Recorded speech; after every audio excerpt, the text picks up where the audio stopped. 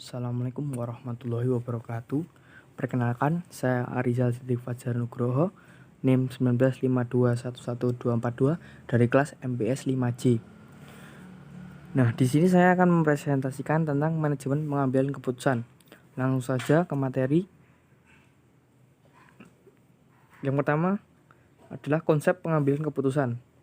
Pengambilan keputusan adalah tindakan manajemen dalam memilih satu atau lebih di antara sekian banyak alternatif keputusan yang ada untuk menyelesaikan permasalahan dalam sebuah organisasi. Alternatif keputusan meliputi keputusan ada kepastian, keputusan beresiko, keputusan ketidakpastian, dan keputusan dalam konflik. Nah, keputusan dibagi dalam 3 jenis. Yang pertama ada keputusan terprogram atau keputusan terstruktur, yaitu keputusan yang berulang-ulang dan rutin, sehingga dapat diprogram. Keputusan terstruktur terjadi dan dilakukan terutama pada manajemen tingkat bawah. Contohnya keputusan pemesanan barang, keputusan penagihan piutang, dan sebagainya. Yang kedua, ada keputusan setengah terprogram atau setengah terstruktur. Adalah keputusan yang sebagian dapat diprogram, sebagian berulang-ulang dan rutin, dan sebagian tidak terstruktur. Keputusan ini seringnya bersifat rumit dan membutuhkan perhitungan-perhitungan serta analisis yang terperinci. Contohnya, keputusan membeli sistem komputer yang lebih canggih, keputusan alokasi dana promosi, keputusan rekrutmen pegawai, dan sebagainya. Yang ketiga, keputusan tidak terprogram atau tidak terstruktur. Keputusan yang tidak terjadi berulang-ulang dan tidak selalu terjadi. Keputusan ini terjadi di manajemen tingkat atas. Contohnya, keputusan untuk membuang bahan produksi ketika terjadi pencemaran bahan baku yang tiba-tiba terjadi. Nah, lanjut materi berikutnya adalah manajemen sains.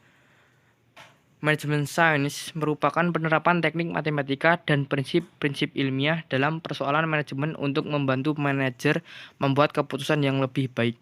Seperti yang tersirat dalam definisi ini, manajemen sains mencakup sejumlah teknik berorientasi matematis yang telah dikembangkan dalam bidang ilmu manajemen atau telah adaptasi dari disiplin ilmu lain seperti ilmu alam, matematika, statistik, dan teknik. Nah, dalam dunia usaha, ada beberapa teknik sains manajemen yang paling sering digunakan. Yang pertama ada program linear dan integer. Yang kedua ada simulasi. Yang ketiga ada analisis jaringan. Yang keempat ada teknik evaluasi metode proyek atau CPM. Yang kelima adalah ada pengendalian persediaan. Yang keenam ada analisis keputusan. Yang ketujuh ada teori antrian. Dan yang terakhir ada probabilitas dan statistik. Nah, berikutnya adalah langkah-langkah manajemen sains. Yang pertama adalah melakukan observasi,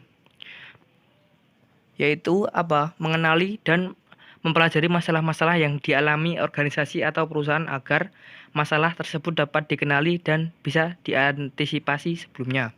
Yang kedua ada mendefinisikan masalah. Nah, masalah harus dapat didefinisikan dan dijabarkan dengan singkat, terdapat tepat dan jelas. Visi dan misi perusahaan akan sangat membantu dalam mengetahui masalah yang sedang terjadi. Yang ketiga, membuat pemodelan. Nah, suatu pemodelan secara manajemen sains yang tepat harus dibuat yang merupakan penyajian ringkas untuk menggambarkan masalah yang sedang dihadapi. Yang keempat, menentukan solusi. Nah, pemecahan masalah bisa dilakukan dengan program linear atau metode grafis simplex, transportasi, penugasan, dan lain-lain, atau stokastik, probabilitas, dan teknik jaringan lainnya. Yang kelima, melakukan perhitungan untuk mendapatkan solusi. Ada kalanya satu model manajemen sains tidak memungkinkan mendapatkan solusi optimal, maka harus digunakan pemodelan yang lainnya agar benar-benar mendapatkan hasil yang optimal. Selanjutnya yaitu kegunaan manajemen sains.